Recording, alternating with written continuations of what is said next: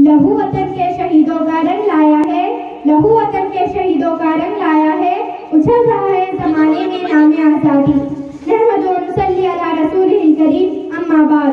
Programme में मौजूद तमाम भाइयों और बहनों, आज 15 अगस्त है। आज ही के तारीख में हमारा प्यारा मुल्क हिंदुस्तान अंग्रेजों की गुलामी से आज़ाद हुआ। इसी मुनासिबत से आज हम सब लोग यहाँ इकट्ठे होकर आज़ादी का जश्न मना रहे हैं। मोहतरम सामीईन, आज से 77 साल पहले हमारा ये मुल्क हिंदुस्तान अंग्रेजों की गुलामी से आज़ाद हुआ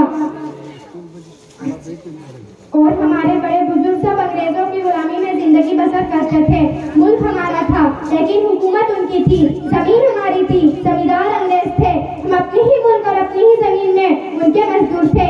अंग्रेज हिंदुस्तान के निवासियों पर खूब जुल्म किया करते थे। आखिरकार यहाँ के बाशिंदों ने, हिंदू, मुस्लिम, सिख, ईसाई, सब धर्म के लोगों ने मिलकर अंग्रेजों से कई बड़ी बड़ी लड़ाइयाँ लड़ी।